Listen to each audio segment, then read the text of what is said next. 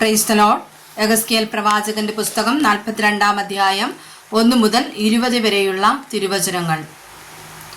അനന്തരം അവൻ എന്നെ വടക്കോട്ടുള്ള വഴിയായി പുറത്തെ പ്രാകാരത്തിലേക്ക് കൊണ്ടുപോയി.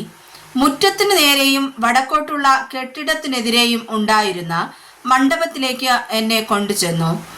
അതിന്റെ മുൻഭാഗത്തിന് 100 മുഴം നീളവും വടക്കോട്ട് വാതിലും ഉണ്ടായിരുന്നു. വീതി 50 മുഴം. അകത്തെ പ്രാകാരത്തിനുള്ള 20 മുഴത്തിനെതിരെയും പുറത്തെ പ്രാകാരത്തിനുള്ള കൽത്തളത്തിനെതിരെയും 3 നിലയായി നടപ്പുരയ്ക്കു നേരെ നടപ്പുര ഉണ്ടായിരുന്നു. മണ്ഡപങ്ങളുടെ മുമ്പിൽ അകത്തോട്ട് 10 മുഴം വീതിയും 100 മുഴം നീളവുമുള്ളൊരു നടപ്പുര ഉണ്ടായിരുന്നു. അവയുടെ വാതിലുകൾ വടക്കോട്ടായിരുന്നു. കെട്ടിടത്തിന്റെ താഴത്തെ മണ്ഡപങ്ങളിൽ നിന്നും നടുവിലത്തെവയിൽ നിന്നും എടുത്തതിനേക്കാൾ അധികം സ്ഥലം മുകളിലത്തെ മണ്ഡപങ്ങളിൽ നിന്ന് നടപ്പുരകൾക്ക് എടുത്തുപോയിരുന്നത് കൊണ്ട് അവ നീളം കുറഞ്ഞവയായിരുന്നു. അവ 3 നിലയിലായിരുന്നു.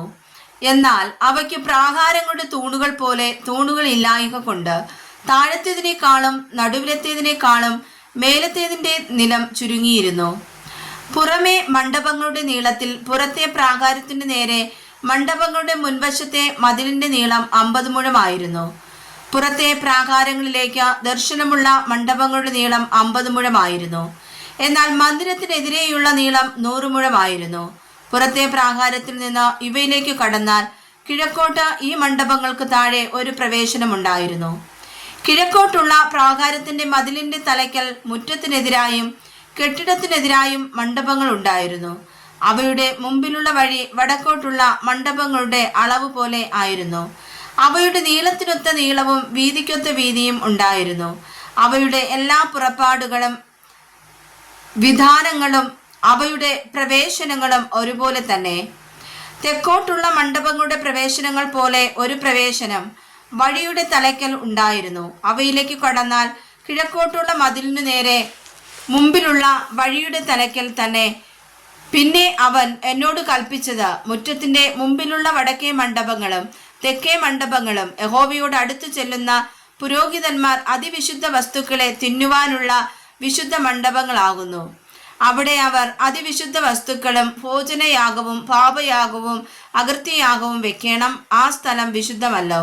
പുരോഹിതന്മാർ വിശുദ്ധ മന്ദിരത്തിൽ നിന്ന് പുറത്തെ പ്രാകാരത്തിലേക്ക് ചെല്ലാതെ വേണം അതിൽ പ്രവേശിപ്പാൻ. ശുശ്രൂഷയ്ക്കുള്ള തങ്ങളുടെ വസ്ത്രം അവർ അവിടെ വെച്ചേക്കണം. അവ വിശുദ്ധമല്ലോ. വേറെ വസ്ത്രം ധരിച്ചിട്ടേ അവർ ജനത്തിനുള്ള സ്ഥലത്ത് ചെല്ലാവൂ. അവൻ അകത്തെ ആലയം അളന്ന് തീർന്ന ശേഷം കിഴക്കോട്ട് ദർശനമുള്ള വാതിൽക്കൽ കൂടി എന്നെ കൊണ്ടുചെന്ന് അവിടം ചുറ്റും അളന്നു. അവൻ കിഴക്കുഭാഗം ദണ്ടുകൊണ്ട് അളന്നു, ആകെ 500 മുഴം. അവൻ വടക്കുഭാഗം ദണ്ടുകൊണ്ട് അളന്നു, ആകെ 500 മുഴം.